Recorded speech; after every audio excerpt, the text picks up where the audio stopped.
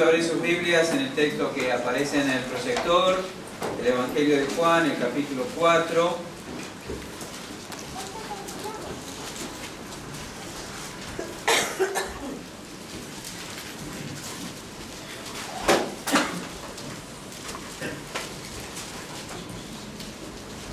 Ustedes pueden seguir la lectura con la vista, versículos 1 al 15. Después voy a pedir a nuestro hermano Juan Alberto Riquelme si tú puedes dirigirnos en oración después de la lectura.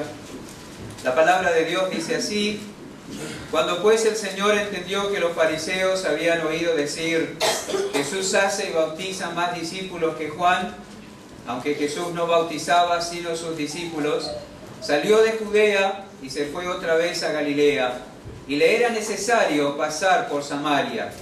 Vino pues a una ciudad de Samaria llamada Sicar, junto a la heredad que Jacob dio a su hijo José, y estaba allí el pozo de Jacob.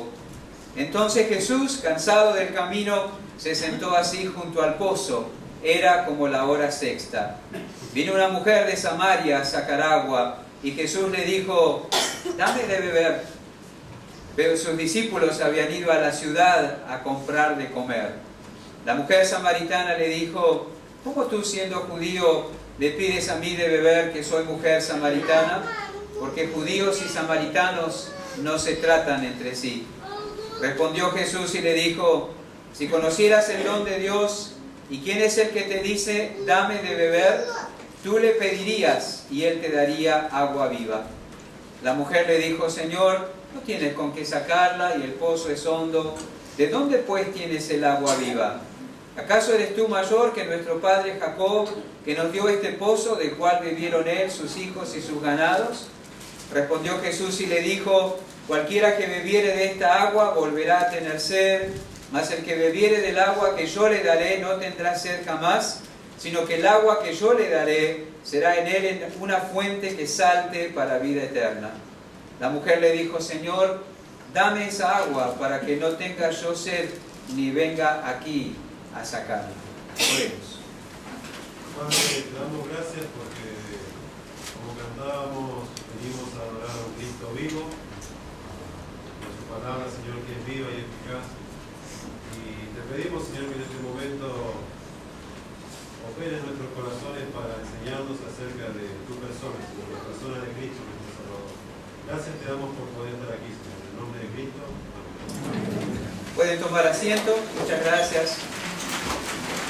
Mencionamos el domingo pasado que mirando los portales de noticias en internet, leyendo el diario, escuchando la radio, mirando en la televisión, podemos tener una idea de por dónde va el pensamiento, los intereses y las prioridades de la sociedad en la que vivimos.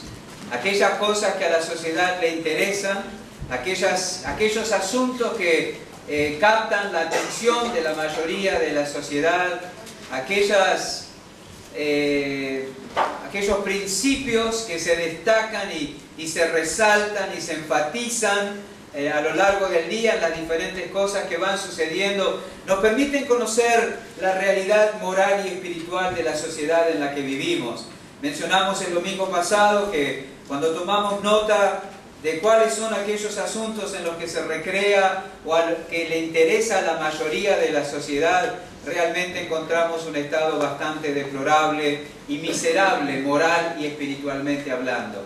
Dijimos que leyendo los primeros capítulos del Evangelio de Juan, también podemos tomar nota de la condición moral y espiritual de la nación de Israel y particularmente del pueblo de Judá en el tiempo en que el Señor Jesucristo ministró, vivió en la tierra, según nos relata la Escritura.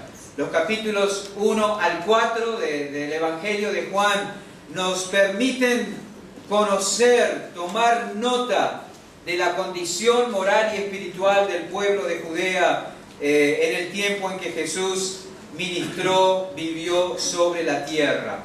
Particularmente el Evangelio de Juan, el capítulo 4, nos permite saber que los judíos del tiempo de Cristo no tenían ningún interés espiritual, o mejor dicho, no tenían ningún interés en el bienestar espiritual de sus vecinos, ¿verdad?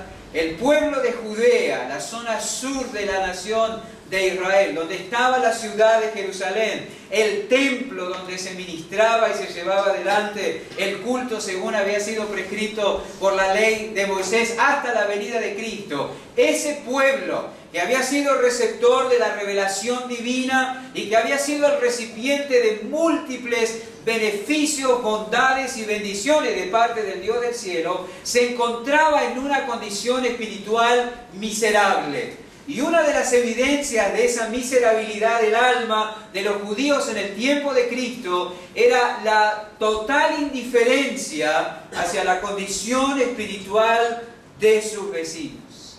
El estado de su corazón implicaba y les llevaba a ellos a permanecer indiferentes a la condición espiritual de sus vecinos. Podríamos aplicar a ellos, al pueblo de Judá, las palabras del apóstol. Tenían apariencia de piedad. Ellos vivían religiosamente. Algunos se esforzaban por cumplir la ley. Presentaban sus sacrificios y sus ofrendas en el templo. Ahí estaba el sacerdote y los sacerdotes ministrando en el lugar santo y lugar santísimo de acuerdo a las normas de la ley. Ahí estaban los escribas, los fariseos, los maestros de la ley, pretendiendo instruir al pueblo en la palabra de Dios. Tenían apariencia de piedad, estaba la forma, estaba el envase, estaba la apariencia, pero negaban la eficacia de ella.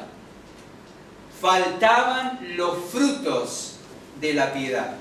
Tomamos nota el domingo pasado y mencionamos que Nicodemo, uno de los maestros de la ley en aquel entonces, era un hombre muerto espiritualmente. Que cuando Cristo le habló de su necesidad de nacer de nuevo, no podía entender, no tenía la más mínima idea acerca de lo que Cristo le estaba hablando. ¿Eres tú maestro en Israel y no sabes esto? Fue la pregunta incisiva de Cristo. Y una de las evidencias de la falta de fruto, de piedad, una de las cosas que sacaba o manifestaba en una manera mayor esa condición espiritual era no manifestar interés por el bienestar espiritual de otros, por el bienestar espiritual de sus vecinos, como los samaritanos. Los samaritanos. El domingo pasado repasamos el historial de las relaciones entre ambos pueblos, entre el pueblo de los judíos y el pueblo de los samaritanos, una historia de odio y de rechazo mutuo. Pero a pesar de eso, leemos en el Evangelio de Juan, el capítulo 4, que Cristo llegó hasta allí. Trasladándose desde Judea, en la zona sur de la tierra de Israel, hasta Galilea, en el norte de la tierra de Israel, le fue necesario, dice el versículo 4, pasar por Samaria. No era una necesidad geográfica. Mencionamos que no es que no había otro camino. La mayoría de los judíos del tiempo de Cristo optaba para trasladarse desde el sur en Judea hasta el norte en Galilea, cruzar el río Jordán hacia el este, atravesar la región de Perea y luego volver a girar hacia el oeste y así llegar a Galilea sin pisar suelo samaritano. La mayoría de los judíos del tiempo de Cristo no le importaba caminar más con tal de no cruzarse con ningún samaritano. Tampoco podían estar seguros de que los samaritanos les dejaran pasar. En Lucas capítulo 9 mencionamos el domingo pasado, Cristo quiso pasar por una aldea de los samaritanos rumbo a Jerusalén en sentido contrario. Y dice la Biblia que se lo impidieron y Jacobo y Juan dijeron a Jesús, ¿quiere que mandemos fuego del cielo para que los consuma por esta tontería que están cometiendo? La relación era de mutuo odio y rechazo. Pero Cristo llegó hasta allí. No por una necesidad geográfica, sino por una necesidad divina. Él debía llegar hasta allí y debía llevar hasta allí la luz del conocimiento de Dios. La luz del conocimiento de Dios. Él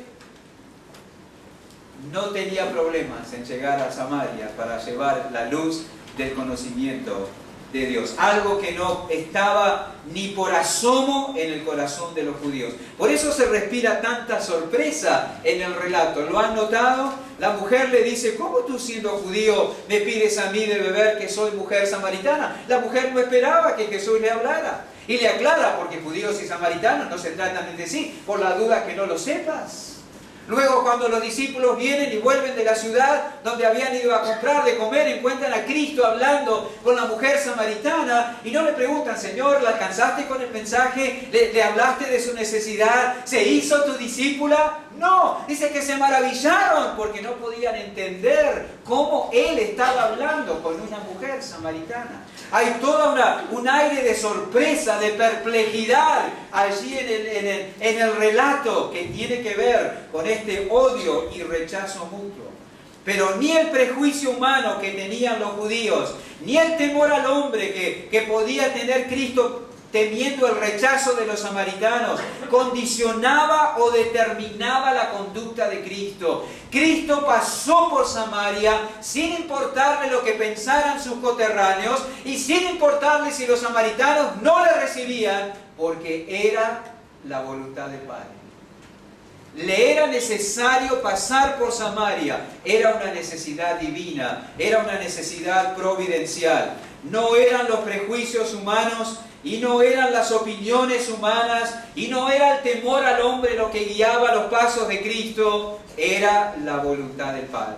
En el mismo Evangelio de Juan, capítulo 8, versículo 25, unas páginas a la derecha de donde estamos, se acercan a Jesús y le preguntan: ¿tú quién eres?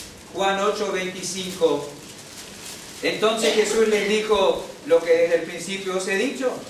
Muchas cosas tengo que decir y juzgar de vosotros, versículo 26. Pero el que me envió es verdadero, y yo, lo que he oído de él, esto hablo al mundo. Pero no entendieron que les hablaba del Padre. Les dijo pues Jesús: cuando hayáis levantado al Hijo del Hombre, entonces conoceréis que yo soy, y que nada hago por mí mismo, sino que según me enseñó el Padre, así hablo. Porque el que me envió conmigo está. No me ha dejado solo el Padre, porque yo hago siempre lo que le agrada. Es el testimonio de Cristo. No importaba que los judíos tuvieran prejuicio contra los samaritanos, y no importaba que los samaritanos pudieran tener prejuicio contra él porque era judío de nacimiento. La voluntad del Padre hizo necesario que Cristo pasara por Samaria para llevar hasta allí la luz del conocimiento de Dios.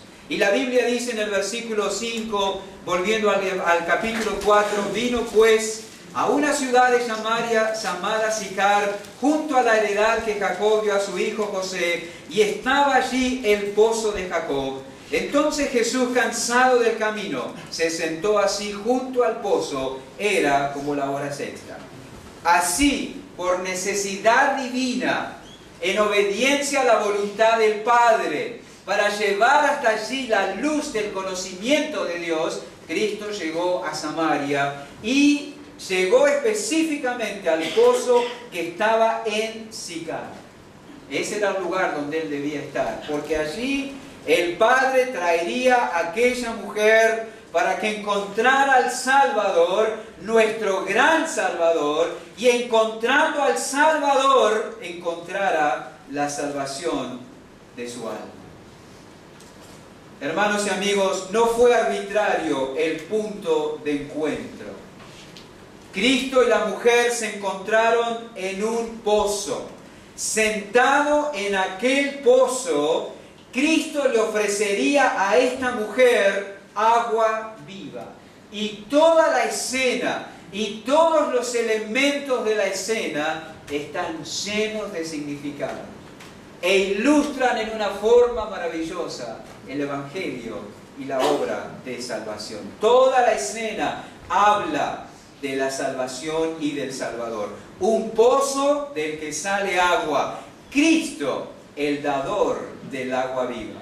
Probablemente Cristo tenía en mente las palabras de Isaías 12:13, que ustedes no tienen que buscar, pero sí pueden escuchar con atención la lectura. El profeta Isaías declaró en su libro, el capítulo 12, el versículo 3, sacaréis con gozo aguas de las fuentes de salvación. Refiriéndose el profeta a Cristo mismo. Sacaréis con gozo aguas de las fuentes de salvación. ¿Sabe que hay referencias a otros pozos en el Antiguo Testamento?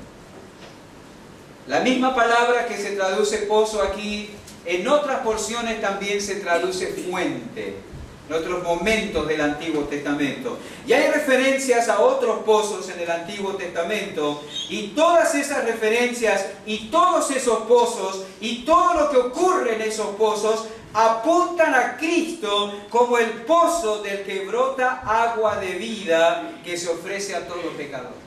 Y vamos a mirar algunas de esas referencias en el Antiguo Testamento para conocer mejor a través o derivando de la figura del pozo a nuestro gran Salvador, que es el tema que estamos mirando durante estos domingos. Génesis capítulo 16, vayan conmigo allí por favor.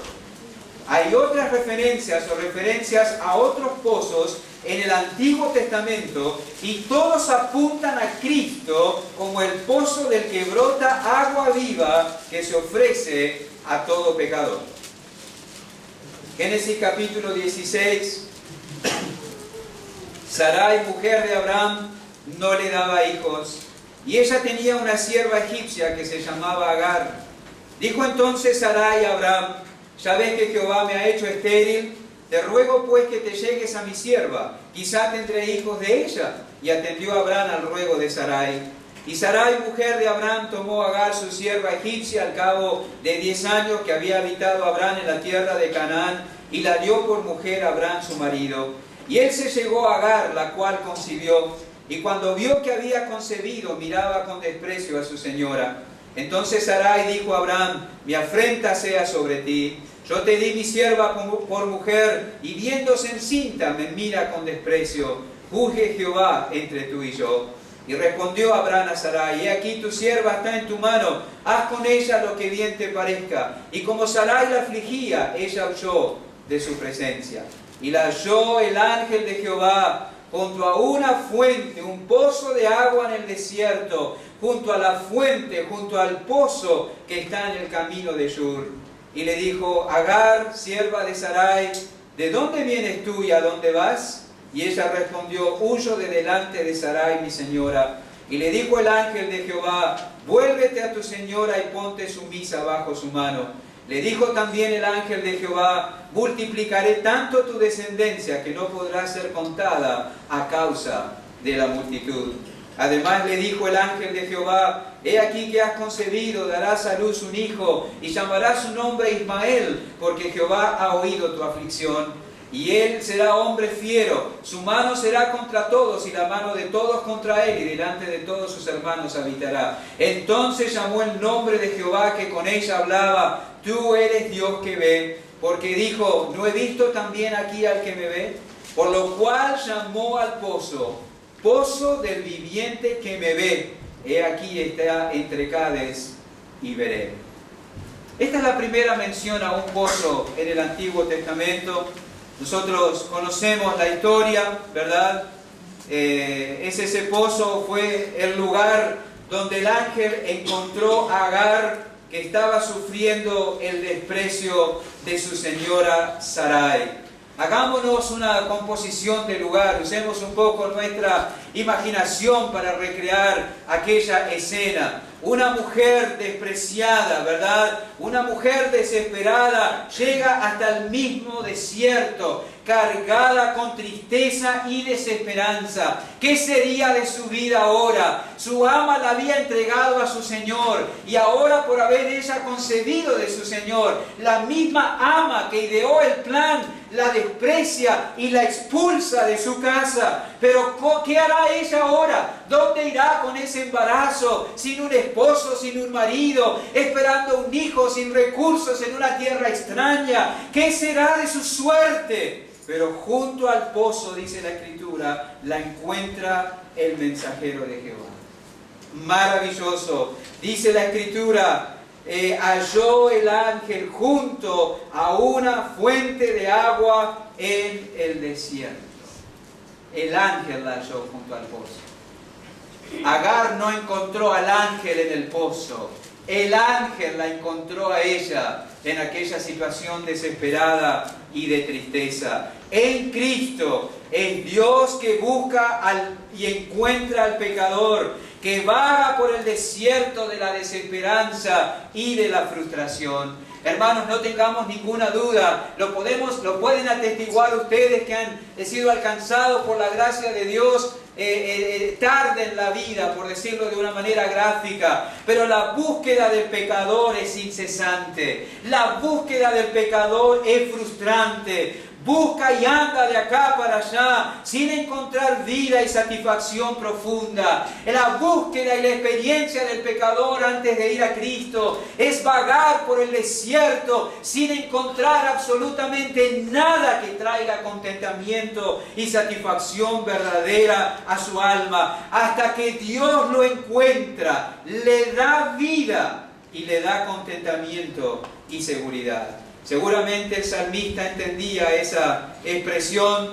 Leemos en el Salmo 107, no necesitan buscarlo ustedes, pero describe en una forma tan maravillosa la experiencia del pecador. Anduvieron perdidos por el desierto, por la soledad sin camino, Salmo 107:4, sin hallar ciudad en donde vivir. Hambrientos y sedientos, su alma desfallecía en ellos. Entonces clamaron a Jehová en su angustia y los libró de sus aflicciones. Los dirigió por camino derecho para que viniesen a ciudad habitable. Alaben la misericordia de Jehová y sus maravillas para con los hijos de los hombres, porque sacia al alma menesterosa y llena de bien al alma hambrienta.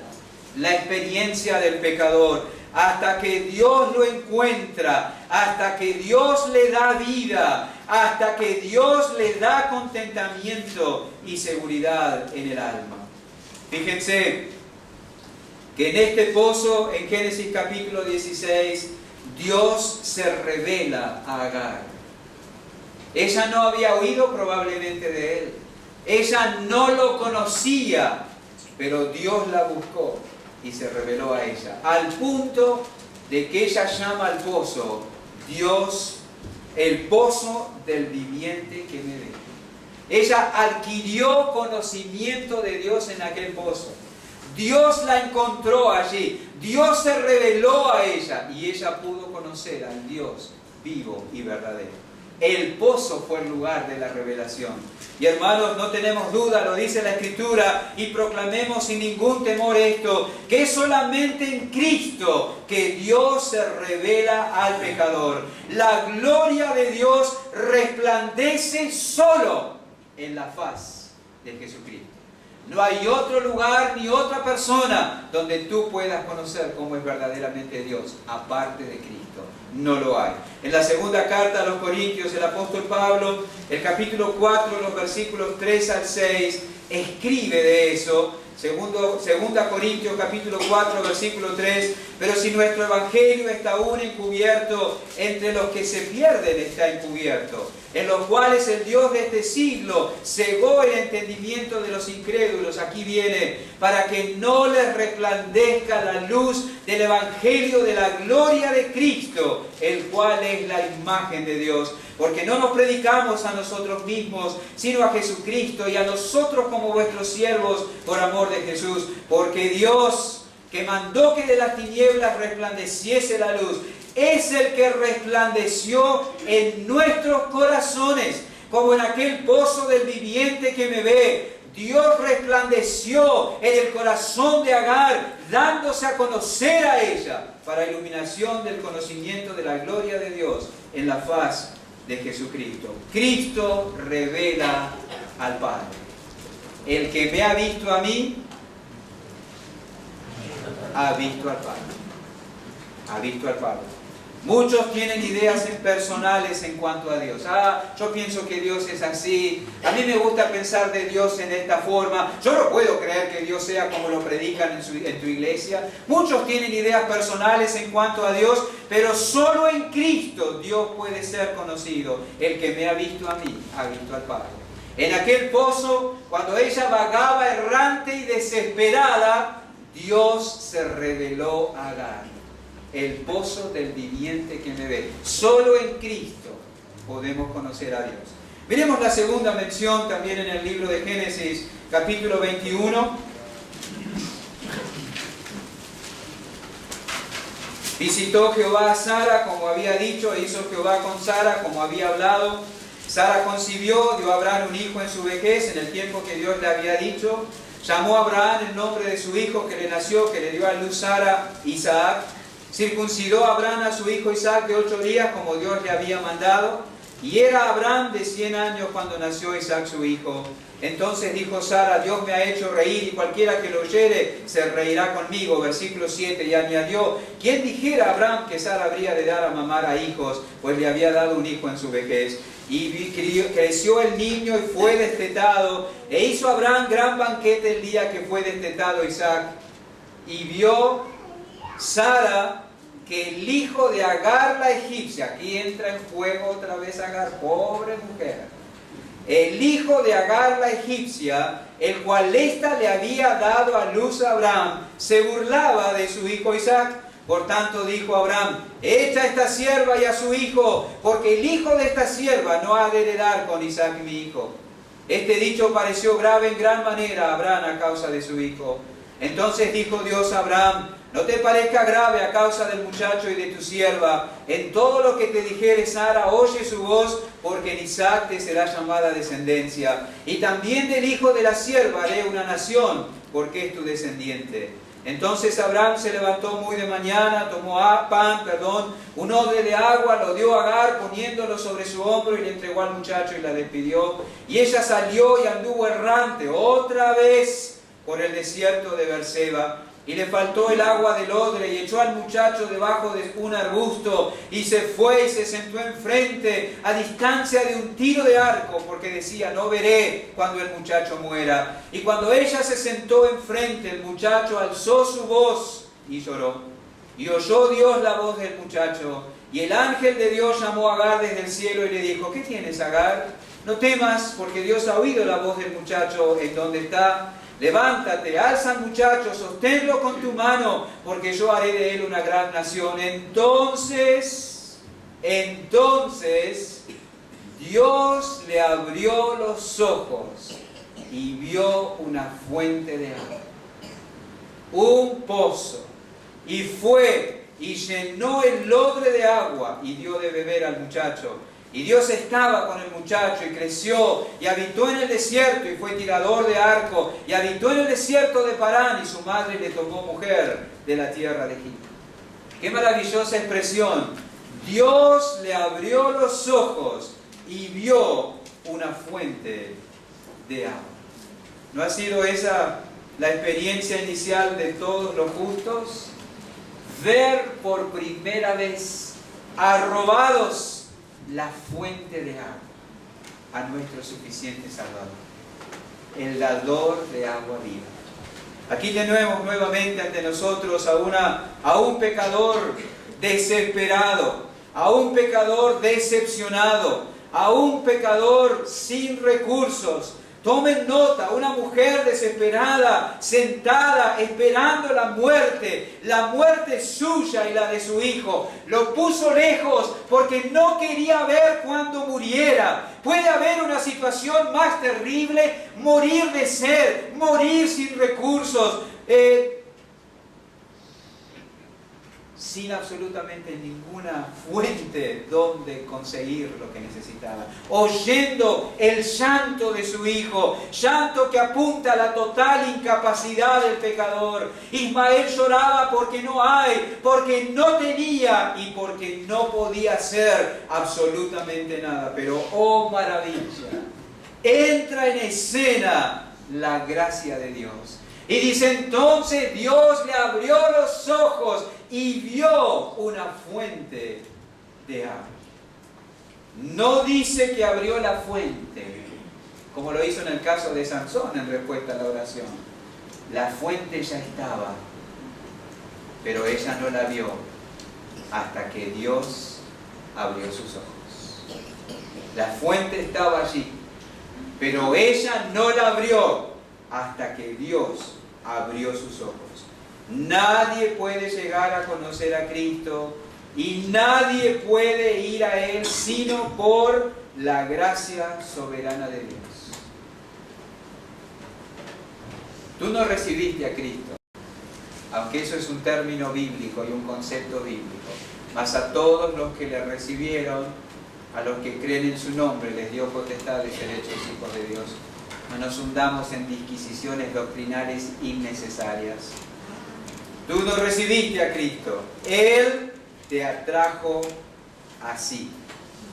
Fue el Padre el que te llevó al Hijo.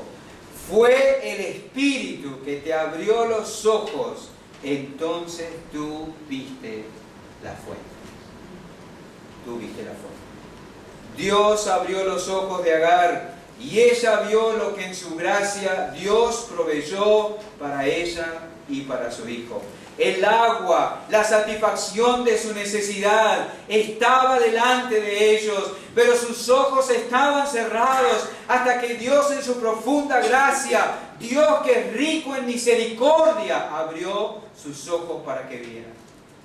Hermanos, ¿no nos hemos frustrado cuando todo está en claro para nosotros y tan incomprensible para otros? Tú que le hablas a tu esposa, a tu esposo, a tu hijo, a tu madre, a tu padre, a tu vecino, a tu compañero y dices, ¿cómo lo ve? ¿Cómo lo entiende? ¿Cómo no se da cuenta? Es tan claro. Tienen los ojos cerrados. No pueden ver hasta que Dios abra sus ojos. Sin aquella fuente, Agar y su hijo habrían muerto. Y así, hermanos queridos, sería nuestra suerte eterna de no haber sido por Dios y su gracia en Jesús. Conocemos las palabras de Efesios capítulo 2, versículos 4 al 7. Dios, que es rico en misericordia, por su gran amor con que nos amó, aun estando nosotros muertos en pecados, nos dio vida juntamente con Cristo, por gracia sois salvos. Y juntamente con Él nos resucitó y asimismo nos hizo sentar en los lugares celestiales con Cristo Jesús para mostrar en los siglos venideros las abundantes riquezas de su gracia en su bondad para con nosotros en Cristo Jesús. Toda la acción, todos los verbos señalan a Dios. Es Dios que es rico en misericordia, que nos dio vida juntamente con Cristo. Es Dios que es rico en misericordia, que juntamente con Él nos resucitó. Es Dios que es rico en misericordia, que nos hizo sentar en los lugares celestiales con Cristo Jesús. Es Él que hizo todo. La fuente estaba allí, la provisión estaba hecha, la obra estaba preparada, la salvación estaba obtenida. Él abrió los ojos y lo vimos. Solamente por su gracia. Maravilloso nuestro Dios. Dios nos dio a Cristo y en Él la salvación. La tercera mención a pozo en el Antiguo Testamento aparece ahí en el mismo capítulo 21, a partir del versículo 22 en Génesis. Aconteció en aquel tiempo que habló Abimelech y Ficol, el príncipe de su ejército, a Abraham, diciendo, Dios está contigo en todo cuanto haces. Ahora pues, júrame aquí por Dios, que no faltarás a mí, ni a mi hijo, ni a mi nieto, sino que conforme a la bondad que yo hice contigo, harás tú conmigo y con la tierra en donde has morado. Y respondió Abraham, yo juraré. Y Abraham reconvino a Abimelech a causa de un pozo de agua que los siervos de Abimelech le habían quitado. Y respondió Abimelech, no sé quién haya hecho esto, y tampoco tú me lo hiciste saber, ni yo lo he oído hasta hoy. Y tomó Abraham ovejas y vacas y dio a Abimelech, e hicieron ambos pacto. Entonces puso Abraham 7 corderas del rebaño aparte, Y dijo Abimelech a Abraham: ¿qué significan estas 7 corderas que has puesto aparte? Y él respondió: que estas 7 corderas tomarás de mi mano para que me sirvan de testimonio de que yo cavé este pozo. Por esto llamó a aquel lugar Berseba, porque allí juraron ambos. Así hicieron pacto en Berseba, y se levantó Abimelech y Ficol el príncipe de su ejército, y volvieron a la tierra de los filisteos. Berseba, un lugar conocido en la tierra de Israel, significa pozo del juramento. Pozo del juramento. Este pozo era la evidencia del juramento, del pacto que habían realizado Abraham y Abimelech. Al ver aquel pozo, tanto de un lado como de otro, se traería a la memoria el compromiso que Abraham había tomado con Abimelech. Y hermanos, Cristo es el pozo, y Cristo como el pozo es la base del pacto que Dios ha hecho con nosotros. Al considerar a Cristo, tomamos nota del compromiso eterno que Dios ha tomado con los salvos por gracia, al mirar a Cristo. En la carta que Pablo escribió, eso creo yo al menos, a los Hebreos, en capítulo 7, el versículo 20, no lo busquen, pero escuchen: y esto no fue hecho sin juramento, porque los otros ciertamente sin juramento fueron hechos sacerdotes, pero este con el juramento del que le dijo: Jehová juró el Señor, perdón, y no se arrepentirá. Tú eres sacerdote para siempre según el orden de Melquisedec. Por tanto, Jesús es hecho fiador de un mejor pacto. El pozo del juramento, el pozo del pacto, aquel pozo era evidencia del compromiso que Abraham había tomado para con Abimelech. Y Cristo es la base del fundamento del juramento. ¿De qué? Cristo es el que garantiza como sacerdote eterno la salvación eterna. Cristo como el pozo. Abimelech vería ese pozo y recordaría el compromiso que Abraham había tomado con él de que no le iba a hacer daño ni a él, ni a sus hijos, ni a sus nietos. Y Abraham vería ese pozo y se acordaría del compromiso que él había tomado con Abimelech de que no le haría daño ni a los hijos ni a los nietos de Abimelech. Miramos a Cristo por la fe y nos acordamos del compromiso eterno que Dios ha tomado para con los suyos. Hermanos, muchos se miran a sí mismos y dudan de su salvación. ¿Cómo no dudar mirándonos a nosotros mismos? No hay nada allí que nos ofrezca una base de seguridad. Pero mirar a Cristo, la base y el fundamento del pacto, eso trae tranquilidad al alma.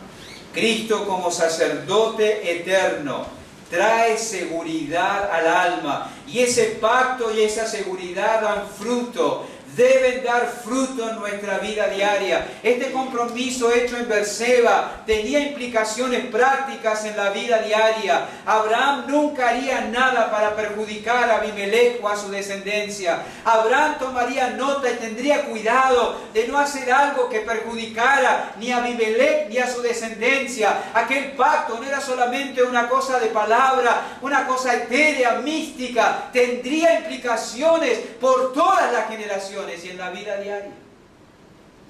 El fundamento, el pacto, el compromiso que Dios ha tomado para con nosotros, cuya base de seguridad es Cristo, debe dar fruto de piedad y de fidelidad. Hermanos, la incertidumbre no ofrece buen fundamento para la vida piadosa, pero la seguridad sí. Así debe ser en el creyente. La gracia se ha manifestado. Tenemos seguridad en Cristo. El sacerdote eterno, hecho sacerdote por un pacto eterno, garantiza nuestra salvación. Vivamos piadosamente. La vida de fe no es fruto de un sentimiento. La vida de fe es fruto de una convicción. Y esa convicción es la que Dios ha señalado en cuanto al Salvador y en cuanto a la salvación. Y sobre esa base tenemos seguridad y edificamos la piedad. Juró el Señor y no se arrepentirá. Tú eres sacerdote para siempre, según el orden de Melquisedec. Y ese sacerdote asegura nuestra salvación eterna. Berseba, el pozo del juramento.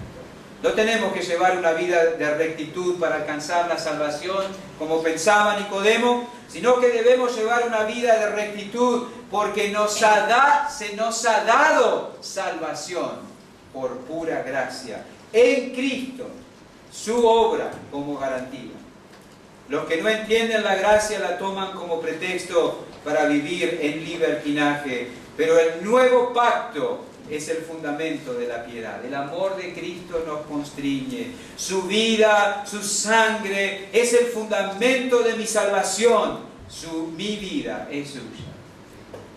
Con Cristo estoy juntamente crucificado. Y ya no vivo yo, mas vive Cristo en mí.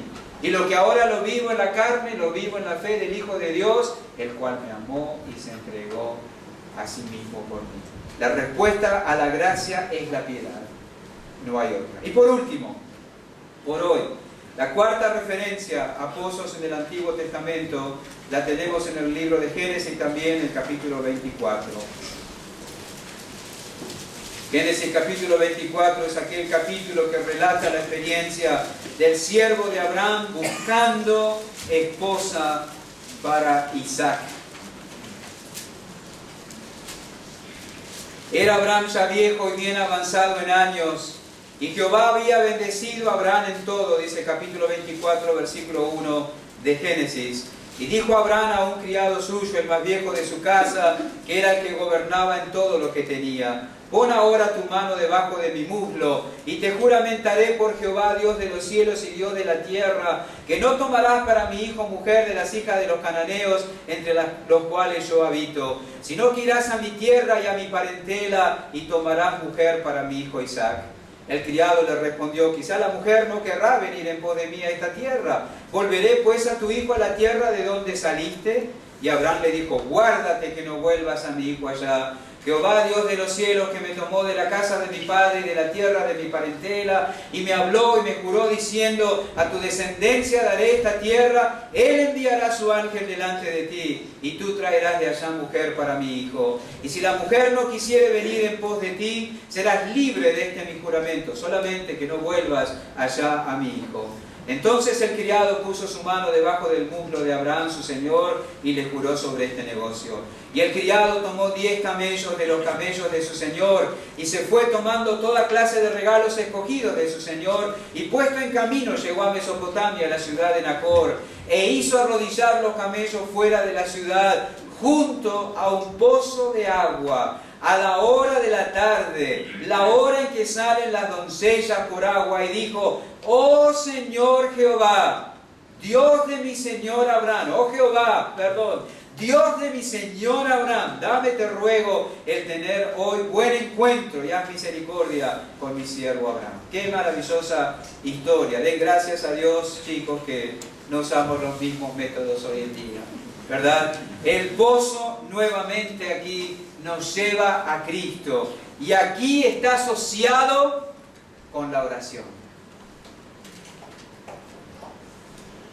El primer pozo está asociado con la revelación de Dios. El segundo pozo asociado con la ceguera del hombre y el hecho de que solo Dios puede mostrarnos el agua de vida. El tercer pozo es la base de la salvación, el juramento, el pacto. El cuarto, con la oración. Sentado junto al pozo, este hombre oró. El fundamento del libre acceso del creyente al trono de la gracia es solamente Cristo. El verdadero pozo del cual mana el agua de vida. El creyente se dirige al Padre en el nombre de Cristo. Cristo es el único medio por el cual podemos acercarnos en oración al Padre. Hay algunas disquisiciones doctrinales innecesarias hoy en día que andan por allí, pero Juan capítulo 14, versículo 13 y 14 dice: y todo lo que pidiereis al Padre en mi nombre lo haré, para que el Padre sea glorificado en el Hijo. Si algo pidiereis en mi nombre, yo lo haré. En Efesios capítulo 2, versículo 14, también leemos así: porque Él es nuestra paz, que de ambos pueblos hizo uno, derribando la pared intermedia de separación, aboliendo en su carne las enemistades, la ley de los mandamientos expresados en ordenanzas, para crear en sí mismo de los dos un solo y nuevo hombre, haciendo la paz, y mediante la cruz reconciliar con Dios a ambos en un solo cuerpo, matando en ella las enemistades. Y vino y anunció las buenas nuevas de paz a vosotros que estabais lejos y a los que estaban cerca, porque por medio de Él los unos y los otros tenemos entrada por un mismo Espíritu al Padre. Solo, mejor dicho, sin Cristo no podemos orar. Es solo por medio de Él. Él es la base, el fundamento de la vida de oración. Como vimos el miércoles tomando nota de la vida de Daniel, debe ser perentorio en el creyente orar habitualmente. El creyente no puede mantener vigorosa su vida interior a menos que se retire regularmente para estar a solas con Dios. Muchos creyentes conversan más con los incrédulos a lo largo del día que con su Dios, y así van sus vidas. Nos maravillamos y nos quedamos perplejos por las verdades del Salmo 119. ¿Cuánto tenemos allí? ¡Cuánto aprecio por la Escritura! ¡Qué valoración tan elevada por la ley de Dios! Pero hay una razón. El versículo 164 dice: 7 veces al día te alabo a causa de tus justos juicios. Este no oraba cuando se acordaba, oraba habitualmente. Y esas 7 veces que entraba a la presencia de Dios hacía que tuviera en alta estima a Dios y su revelación. Ese era el secreto. Cuán bueno el privilegio de orar, cuán necesario, cuántos beneficios. El fundamento de la oración, Cristo. Cristo. Es solo por Él que tenemos libertad para acercarnos al Padre. ¡Qué gran privilegio! Debemos apreciarlo y aprovecharlo. 2 veces en la carta a los Hebreos leemos: acerquémonos, en Hebreos 4:16, en Hebreos 10:22. La base, Cristo. Nos equivocamos profundamente al animar a un incrédulo a orar. Conocemos incrédulos que tienen problemas de trabajo, problemas con los hijos, problemas de salud, problemas en la familia, problemas... orá que Dios te va a escuchar. Dios te escucha la oración del incrédulo. Tiene que clamar a Dios por misericordia y salvación. Entonces sí, en base a Cristo, sus oraciones serán atendidas. Conocemos este texto.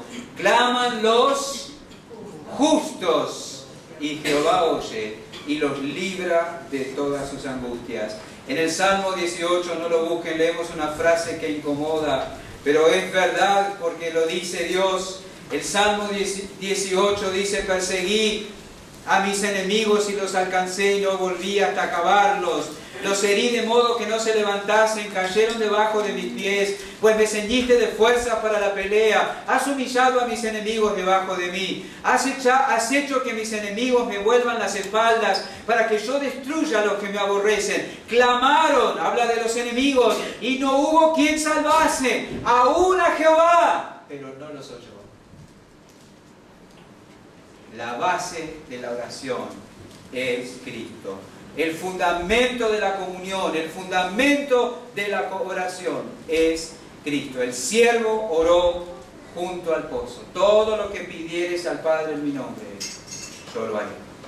Hermanos y amigos, no fue casual que Jesús se encontrara con aquella mujer junto a un pozo.